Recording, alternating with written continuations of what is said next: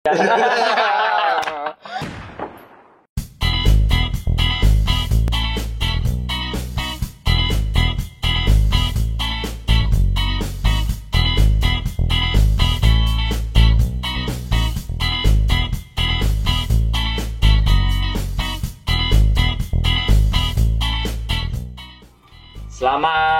berjumpa lagi di Ndelogok Show. Kali ini kita kita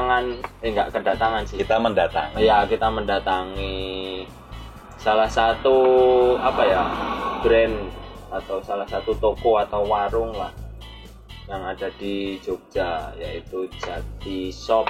Mas Kecu itu teman lama saya juga, Bu. Oh iya, dari 2006.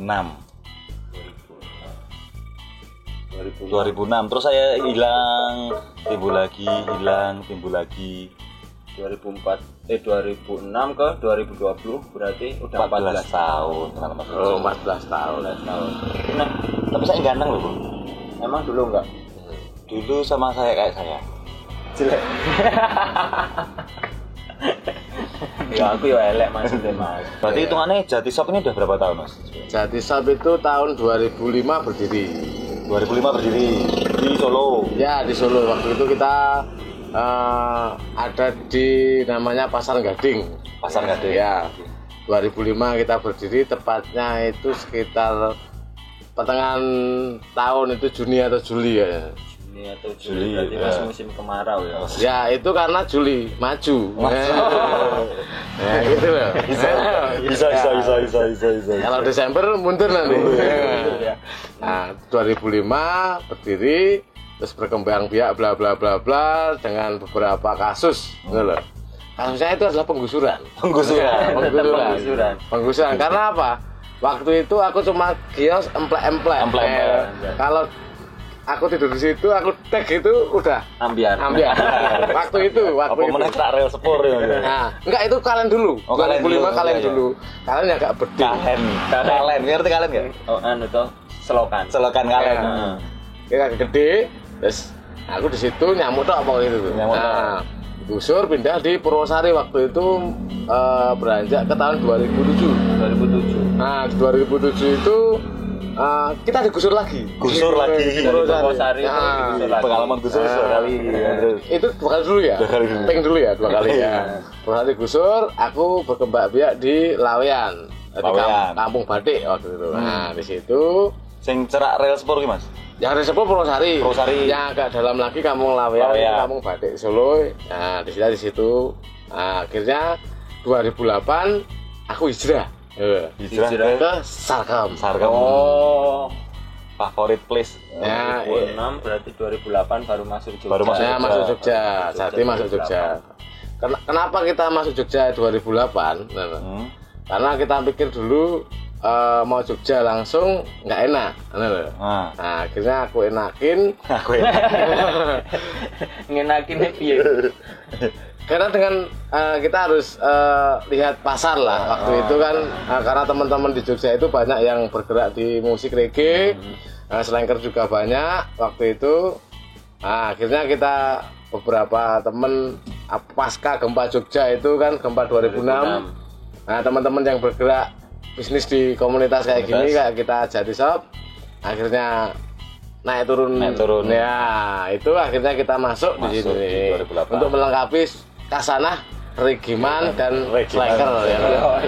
Regiman dan Slanker. Nah, di situ. Berarti nggak cuman reggae tok ya, Mas? Ya, ada Slanker, ada Rolling Stone, ada skuter. Nah, itu bermacam-macam komunitas kita di sini. Berarti terhitung dari 2008 sampai sekarang. Ya, di Jogjanya. Di Jogjanya. Ya. Pindah dari Sarkem ke sini, ke Jogonegara. Nah, itu yang di Solo itu nasibnya apa masih ada? Masih eksis sampai sekarang, masih eksis ya. Masih eksis sampai sekarang. Nah, ngomong-ngomong soal tadi Regiman. Sekarang ini ada di sini di Jati Shop ini salah satu sub dari kegiatan Mas Kecu. Selain jadi juru kunci di Jati Shop, itu jadi dread maker. Oh iya. bener-benerin inilah apa gimbal yang tadi kita ngomongin soal Mas Popo kesini untuk gimbal rambutnya. Ya. Itu adalah sampingan saya. Sampingan ya. Ya. Jadi dihalalkan dari Jati Shop untuk menyampingkan gitu. Jadi kalau kita di Jati Shop kita dapat nasi, di dreadnya itu tadi tukang gimbalnya tadi dread maker. Dread itu gimbal, maker itu gawe gimbal. Kayak gimbal itu akhirnya dirumuskan di bahasa monconya dread maker. Nah, di situ kita dihalalkan untuk berbisnis dread maker. Tapi ingat untuk kepentingan diri sendiri dan komunitas. Karena kita juga di sini menangani beberapa komunitas di Jati Shop. Salah satunya Indonesia Reggae Community, Indonesia Dread Community, Indonesia Reggae Community, IRC. Ya, terus ada MSJ, Minoritas Slanker Jogja. Itu se-Jogja. Terus ada Sarkem Percussion. Nah, Sarkem Percussion itu perkusi. Terus ada Sarkem Pala, pecinta alam kota. Nah, ada Sarkem Pala ya? Ya seperti universitas sebenarnya. Iya. Tapi jalanan bro. Oke. Nah di situ kebetulan teman-teman bisa bersinergi dan berkumpul. Akhirnya kita membuat visi dan misi menjadikan satu. Akhirnya ya sampai sekarang jalan. Nah gitu. Itu mas, ceritanya gitu. Mulai jadi dread maker itu tahun berapa mas? Itu mulai menekuni dread maker.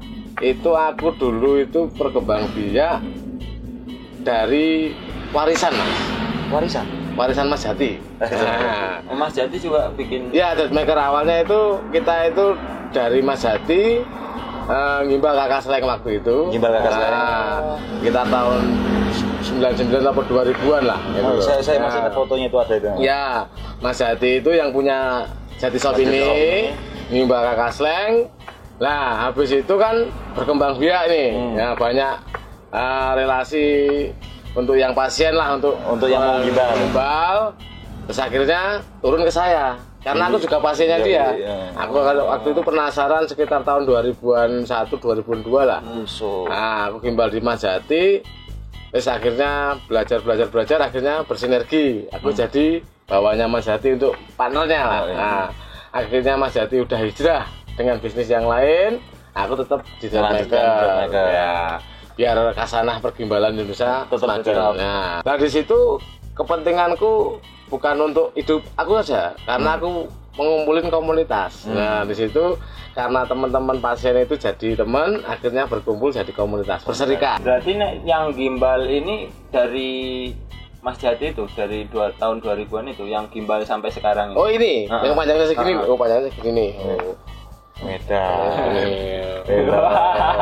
Nah, ini ceritanya nek cewek atau diikat sih mas ya? Oh iya. Nek anu bingung gitu. Ya. Nah, kalau anu gini mas. Ini mas. Iya. Masuk. Itu mas. Tadi tahun 2000 itu, ya 2000-an gitu ya. Tahun 2000-an itu aku gimbal waktu itu. Terus ketika 2006 gempa Jogja. Nah, dulu aku itu ikut sukarelawan dulu mas. Dari Solo kan aku asli Solo. Dari Solo, terus 2006 itu waktu itu gempa Jogja. Kebetulan aku ikut salah satu mapala di Solo dan universitas swasta di Solo. Akhirnya aku hijrah di Jogja untuk membantu itu. Nah, di situ aku 2006 memutuskan potong gundul. 2006 potong gundul 2006. 6 tahun juga ya pas gimbal pertama. Ya, itu sampai seginilah, lumayan lah. 2006 itu karena sukarelawan, akhirnya aku potong gundul biar bisa mandinya enak, sambil mandi kan gini lah. Mandi. Itu biar sabune sok anu ya. Itu maksudnya itu. 2006 gundul sampai sekarang aku enggak potong. Iya, kebetulan itu. Itu masih 14 tahun 14 tahun jauh itu. Kalau dipikir dalam skala generasi milenial itu kimcil mas. Kimcil. Dari kimcil ya. Dari kimcil. Saiki wis mature. Saiki wis mature. Wis milf. Ya itu gitu mas. Ini nek dihitung mas, kalau dihitung berarti udah berapa pasien? Wah, kalau untuk masalah pasien dari tukang gimbalku itu udah lumayan sih mas. Jutaan. Ya kalau dilihat di follower saya itu di Instagram itu ya 2000 postingan. 2000 postingan? Iya 2000 postingan lebih. Itu sejak ada Instagram toh saat Iya sebelum Instagram mungkin nggak kelacak. Itu mungkin aku udah menyayangi Mas Jati waktu itu. Waktu itu ya. Sekarang Dan bisa sombong lah ya. Waktu itu loh. Waktu itu ya. Tapi ya malah Mas Jati. Nah di situ Mas Jati juga yang gimbal aku waktu itu. Mas Jati itu proses gimbalnya itu setelah S2 dia menambah S2 punya SD dia potong. Terus gimbalnya juga di Sartom. Waktu 2000. Oh pas dari ruko di Jogja? 2000 berapa ya? 2008 2009 itu baru gimbal awal-awal kecil-kecil itu. Nah, Mas Hati itu yang sampai sekarang. Sampai sekarang panjang. Ya sampai haji juga sampai itu. Haji masih tetap gimbal. Ya. Menurut Mas Kecap pandangan soal profesi date maker di Indonesia ini gimana Mas? Kalau profesi date maker di Indonesia itu sebenarnya Mas. Kalau dipikir-pikir itu kayak pengemis Mas. Kok bisa? Iya, lah gimana? Pengerjainnya juga sebentar uangnya banyak kok. Kayak pengemis ya? Ya kayak pengemis. Pengemis itu cuma gini uangnya banyak, nggak kerja. Nggak kerja. Nah, tapi ya maaf kalau di sini mungkin uangnya itu sebenarnya ya buat bersama-sama sih Mas untuk kehidupan komunitas loh. Mungkin teman-teman mau membuat workshop, oke, ada satu sisi dikit, ada apa sumbangan sosial juga sedikit. Ya harus sinergi. Gimana Cok menghidupi komunitas? Iya, karena orang gimbal itu nggak ada yang memperhatikan Mas. Ya? Banyak yang perhatiin. Tapi gumun tok. Perhatiin gumun apa betul. Tapi kalau lapar, apa dikasih makan Mas? Iya. Ya katanya kan negara kan sekarang ya fakir miskin dipelihara oleh negara loh. Fakir miskin gelandangan dipelihara oleh negara. Tapi kan nggak dipelihara oleh Jarine. Ya. Tapi nggak dipelihara oleh yang lain Mas. Ya sekarang kita pelihara aja gitu. Gimbal dan rastamen dipelihara oleh Mas Kecu. Ya. Karena kan gini Mas, stigma pandangan masyarakat soal gimbal ini kan kebanyakan ini menurut opini saya ini agak-agak negatif. Bosing ratau, atus, gembel, mabukan, mambu. Ya itu Mas. Itu sangat penting untuk diedukasi gitu. Ya, kita di sini kan ya salah satu kita ngumpul gunanya apa sih loh. Gimbal itu sebenarnya keren loh. Contohnya seorang preman, gitu. Preman di kampung gitu. Itu gondrong. Rambutnya gondrong. Preman itu, wis udah tiap hari itu mabuk apa-apa, tapi dia tetap gondrong. Berarti dia nggak pernah masalah sama polisi, Mas. Kalau di polisi dipotong, gundul.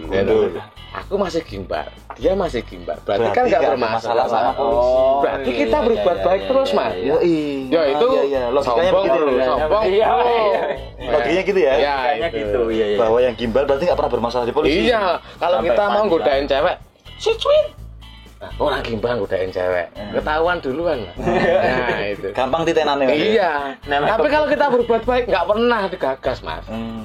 Itu Mas. Padahal kan gimbal juga budaya Indonesia Mas. Gimbal itu karena rambut afro Mas. Afro ya. Orang dulu ketika kita kenal Bob Marley adalah Afrika. Nah, kenapa kok Bob Marley gimbal? Dulu kalau Bob Marley itu kribo mungkin udah dikasih coro-coro. Gitu. Salah satu solusi dari higienis tadi Mas ya. Ya, akhirnya mereka mengitar rambut. Sama juga di Indonesia, salah satu di Papua. Orang-orang Papua itu kan rambutnya afro Mas. Nah, mereka akhirnya kan kalau kita afro hidup di hutan banyak apa-apa kan kita nggak ketahuan. Akhirnya diital, dipinter-pinter. Kalau bahasa Papuanya kasih lingkar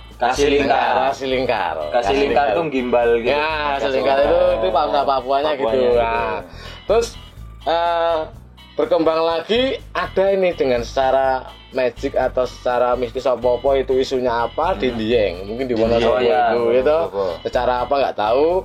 Di situ ada anak gimbal ya toh yang bergenerasi ya. Katanya kutukan apa nggak tahu aku juga karena itu ketok loro sakit kan. Ya itu ada prosesnya upacara apa kita nggak tahu karena di situ kita belum riset sih mas. Belum riset. Mas Kedok 2006 potong rambut aman?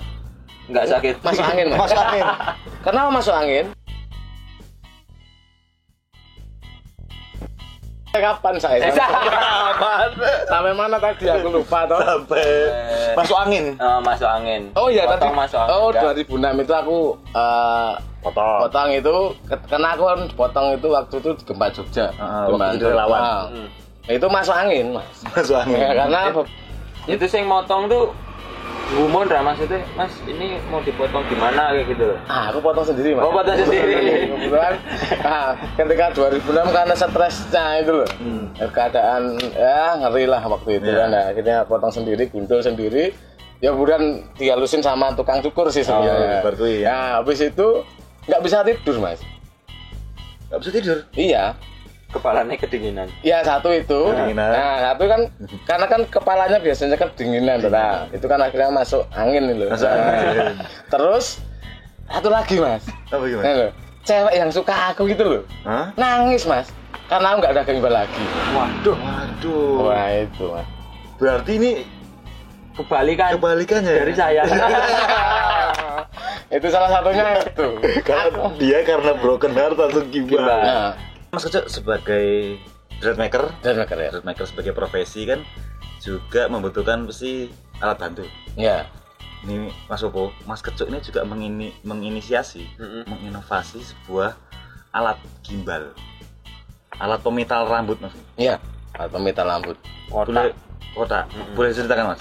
Ya itu benar mas. Yang konon katanya satu-satunya di Indonesia. Ini si Rodi. Ya ini si Rodi. Oh, udah ada di sini. Ini si Rodi. Ini mengenalin sejarahnya apa Rodi dulu? Sejarah dulu ya. Sejarahnya gimbal. Itu waktu itu pemakaian alat itu minim waktu itu. Nah cuma pakai maaf nih malam untuk batik. Rambut gondrong, harus rambut gondrong dulu. Gimbal itu harus rambut gondrong. Panjang dulu baru jadi gimbal. Disasak.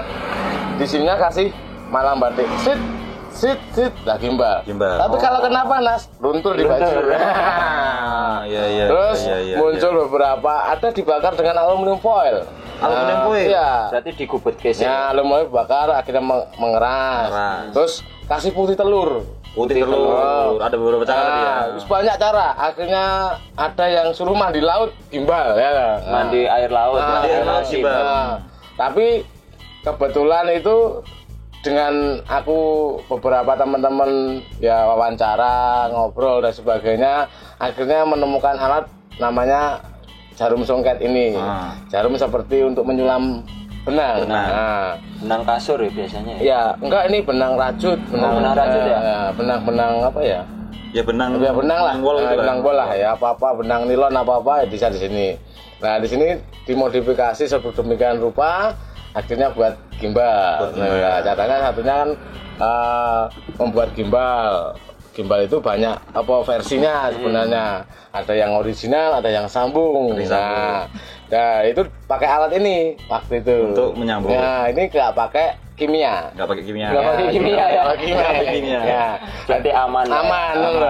Terus secara apapun keramas atau secara pemeliharaan pun juga aman. Panas aman gitu. Enggak bledrek.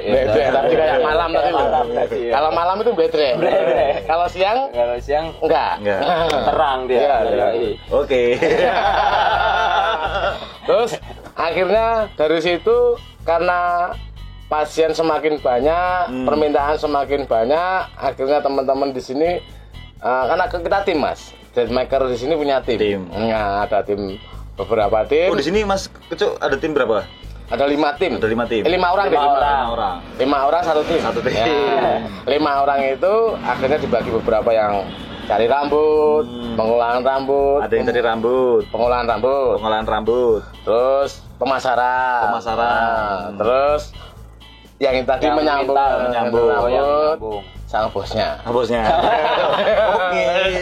5 guys. Biar Pancasila gitu. Nah, 5. Nah, di situ akhirnya berpikir gimana caranya kita membuat sambungan rambut gimbal itu secara praktis, ekonomis, higienis, dan apa? Efisien. Efisien masuk udah. Kan cepet lah.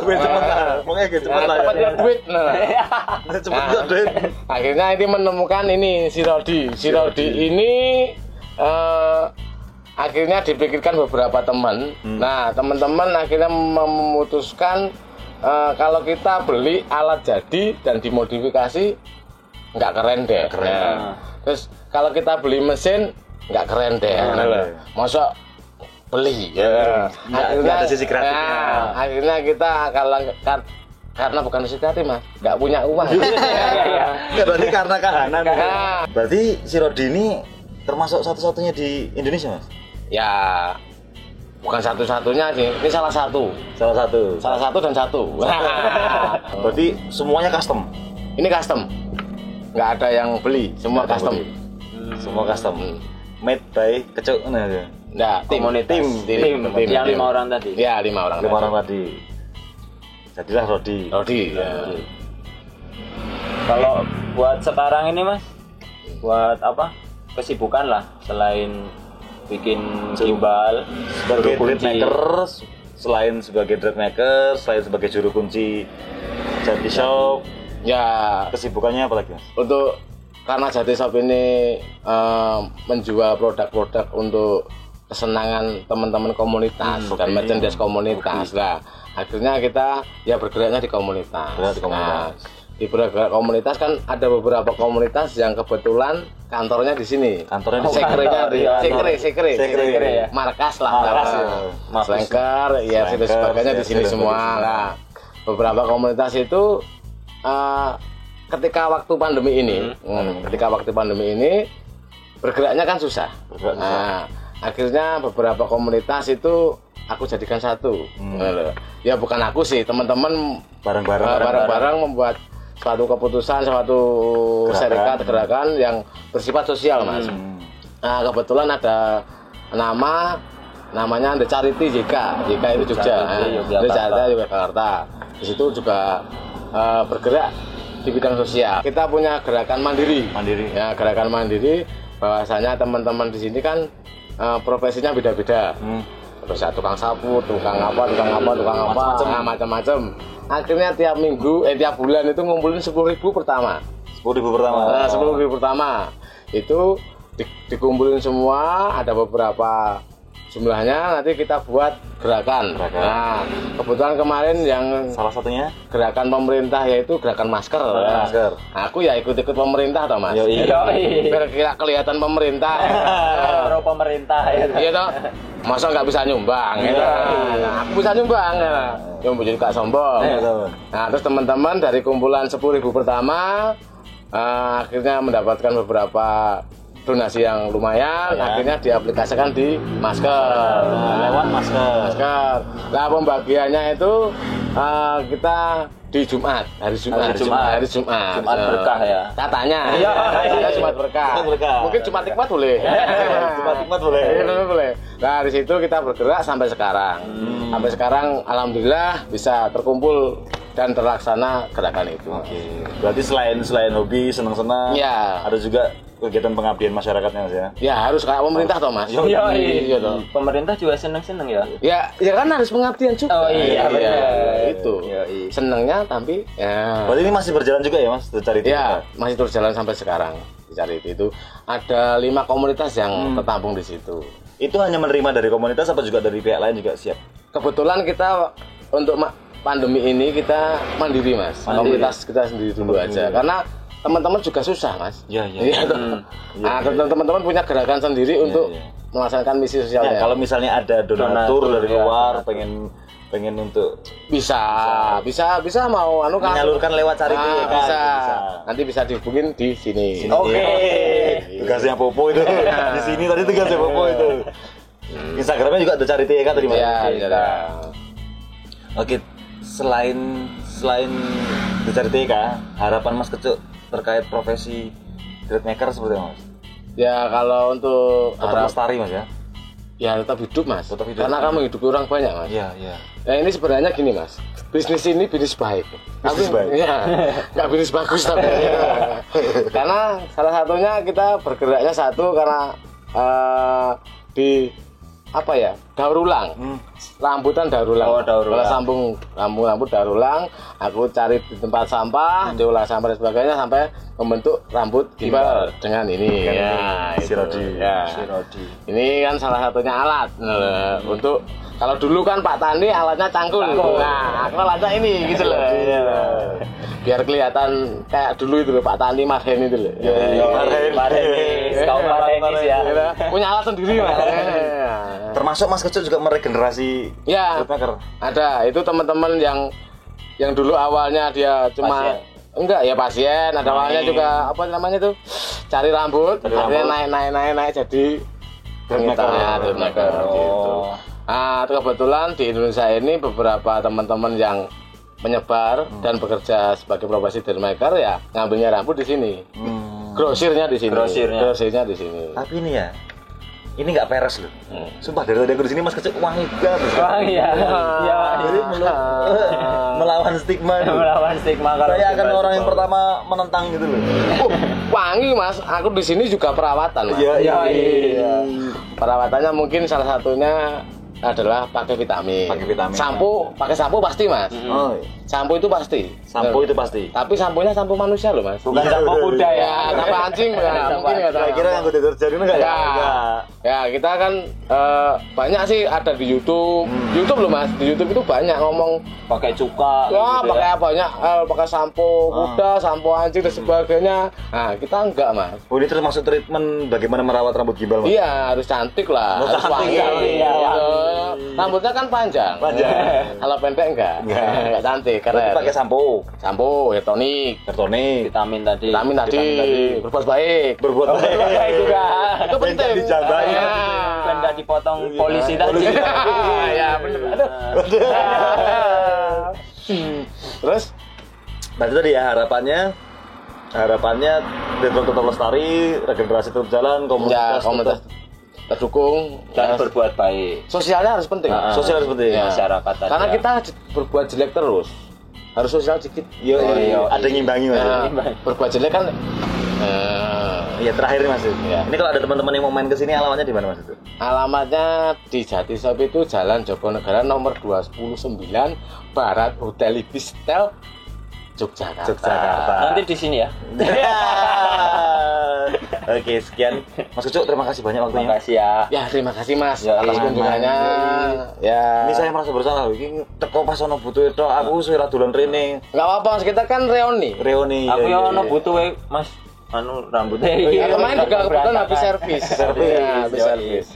Kebetulan udah lama banget ya main di sini. Ini makasih banyak Mas. Ya, makasih Mas. Aku juga di silaturahmi, banyak rezeki. Amin. Semoga dapat pacar baru.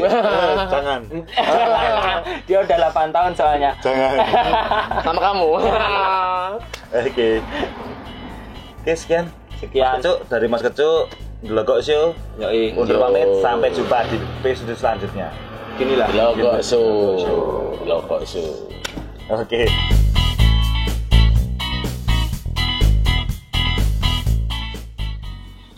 Ini alat Rodi tadi ya. Ya, ini Mas. Untuk mengikat rambut. Ini Mas Kecuk kenapa pakai Rodi ini? Ya minimal bisa berbuat banyak. Karena kalau kita manual pakai jarum gini itu satu hari ya paling 10 sampai 15. Kalau ini sehari bisa sampai 30 sampai 50. Oh berarti 2 kali sampai 3 kali lipat. Iya, Manual ya. tergantung kita capek apa enggak. Pakai listrik apa? Pakai Buat listrik. Kayak ini tukang jahit itu. Bisa pakai listrik, bisa pakai baterai, Mas. Oh tetap pakai Kebetulan ini di sini kan unsurnya ini kan dari Rodi ini adalah unsur barang bekas. Nah, dari barang bekas itu diambil dari beberapa printer bekas, komputer bekas. Nah, di sini pakai batu bekas. satu laptop itu kalau rusak itu kan panjang nih, itu rusak gitu. Tapi kalau kita bongkar ada beberapa elemen yang masih hidup. Bisa dipakai buat di alat ini. Iya, kalau kita mati lampu tetap bisa bekerja.